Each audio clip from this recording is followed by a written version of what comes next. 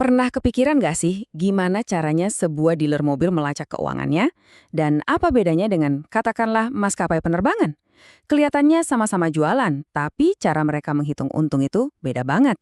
Yuk kita telusuri bareng dunia akuntansi untuk perusahaan dagang. Oke, kita bedah satu-satu ya.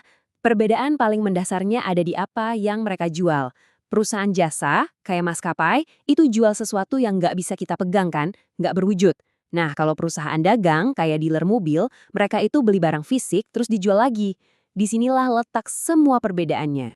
Untuk ngertiin akuntansi perusahaan dagang, kita harus kenalan dulu nih sama pahlawan utama dalam cerita ini, yaitu produk fisik yang sengaja disimpan perusahaan buat dijual lagi.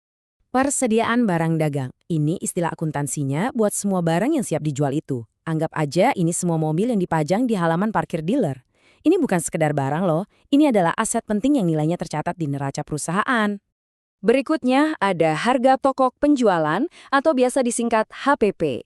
Gampangnya gini, kalau persediaan barang dagang itu adalah apa yang kamu punya, HPP itu adalah biaya dari apa yang sudah laku terjual. Ini akun beban yang krusial banget dan gak bakal kamu temuin di perusahaan jasa. Dan begitu pendapatan penjualan kamu kurangi dengan HPP, ketemulah yang namanya laba kotor. Ini tuh kayak ukuran profitabilitas pertama dari sebuah produk. Bahkan sebelum kita ngitungin biaya operasional lain, kayak sewa tempat atau gaji karyawan. Biar lebih kebayang kita pakai contoh ya. Misalnya, Excel Cars jual mobil seharga 40 juta rupiah. Modal beli mobilnya itu 30 juta rupiah. Nah, laba kotornya adalah 10 juta rupiah. Simpel kan? Tapi ini penting banget.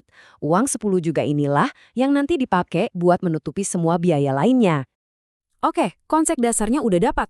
Sekarang yuk kita ikuti jejak sebuah produk. Kita mulai dari saat perusahaan itu membeli barangnya. Kita akan ikuti aliran uang masuknya. Biasanya nih, siklusnya itu dimulai dengan pembelian secara kredit. Artinya, perusahaan dapat barangnya dulu, yang otomatis menciptakan utang kan, baru deh nanti utangnya dilunasi. 3 langkah kunci buat dapetin inventaris. Balik lagi ke contoh kita, Excel Cars beli mobil dari pemasok seharga 30 juta rupiah. Di titik ini, aset persediaan barang dagang mereka naik. Tapi di sisi lain, utang usaha mereka juga naik. Nah, ini bagian yang menarik banget. Harga di faktur itu jarang banget jadi biaya finalnya. Bisa aja ada potongan, misalnya karena, ternyata mobilnya salah warna. Bisa juga dapat diskon lagi karena bayarnya lebih cepat. Dan jangan lupa, ada biaya angkut kalau aturannya FOB Shipping Point, yang artinya kita sebagai pembeli yang nanggung ongkos kirimnya. Jadi, setelah semua penyesuaian itu, biaya asli mobilnya bukan lagi 30 juta, tapi jadi 27,98 juta rupiah. Angka inilah biaya realnya yang nanti akan jadi dasar buat harga pokok penjualan waktu mobil itu laku. Oke, barangnya udah masuk inventaris dengan biaya yang pas. Sekarang, mari kita lanjut dan lihat apa yang terjadi waktu penjualan. Saatnya kita ikuti aliran uang keluarnya. Ini poin yang krusial banget. Setiap kali perusahaan dagang berhasil menjual sesuatu, akuntan itu wajib bikin 2 entry jurnal sekaligus, bukan 1, tapi 2. Dan slide ini menjelaskannya dengan sangat baik. Entry yang pertama itu buat nyatet pendapatannya. Mobilnya kan laku 40 juta. Entry yang kedua itu buat nyatet biayanya. Mobil seharga 27,98 juta tadi keluar dari inventaris dan berubah jadi beban yang kita sebut harga pokok penjualan. Keduanya terjadi di saat yang bersamaan. Sama kayak pembelian, penjualan juga bisa ada penyesuaiannya. Mungkin ada barang yang dikembalikan, atau ada potongan harga karena ada lecet sedikit, atau bisa juga kita kasih diskon biar pelanggan bayar lebih cepat. Nah, semua ini nantinya akan mengurangi total pendapatan bersih yang diterima perusahaan. Kita udah lihat transaksi satu persatu.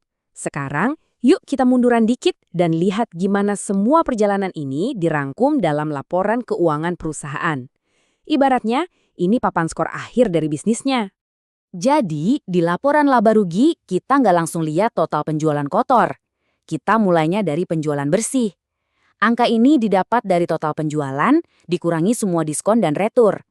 Ini adalah gambaran pendapatan yang jauh lebih akurat.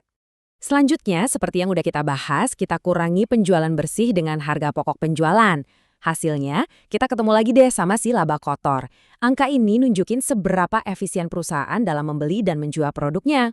Dan inilah gambaran lengkapnya. Laba kotor tadi dipakai buat bayar semua biaya operasional lainnya, gaji tim penjualan, sewa kantor, biaya iklan, dan lain-lain.